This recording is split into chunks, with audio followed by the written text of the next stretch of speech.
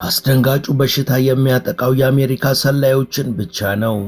ምን ማለት ነው ልትሉ ትችላላችሁ።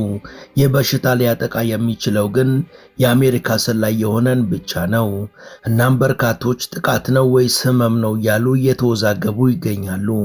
ከፍተኛ የሚረብሽ ድምፅ መስማት፣ የማስተዋል ችግር፣ የሰውነትን ሚዛን መቆጣጠር አለመቻል፣ ፍዝዝ ማለት፣ ራስ ምታትና የደም አይነስ ምልክቶች እንደሚሰማቸውም የተጠቁ ሰዎች ይናገራሉ። እነዚህ ምልክቶች ተጠቂው ላይ እስከ 1 ወር ድረስ ሊከሰቱ ይችላሉ። አሜሪካ እጅግ ግዙፍ አቅም ያላቸው 18 የስለላና የመረጃ ኤጀንሲዎች አሏት። እነዚህ ኤጀንሲዎች ስለ በሽታው ሰልለው እንዲሁም ተመራምረው ያቀረቡት ሪፖርት ግን አንዱ ከአንዱ ጋር አይመሳሰልም። ይህ ደግሞ የበሽታውን ትክክለኛ ምንነት ለማወቅ አዳጋች አድርጎታል። በአሁኑ ወቅት ከጠላት ጥይትና ከተተኳሽ በላይ የአሜሪካ ሰላዮችንና ዲፕሎማቶችን እያሰጋ ያለው ይህ መነሻው የማይታወቅ ለአሜሪካ የሚሰሩትን ብቻ ነጥሎ የሚያጠቃ አደገኛ በሽታ ሆኗል።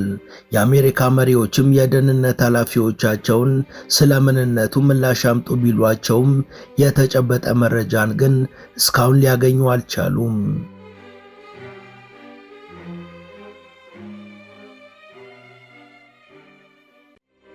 ሙሉ ታሪኩን በመሿለኪያ ቲዩብ ያገኙታል።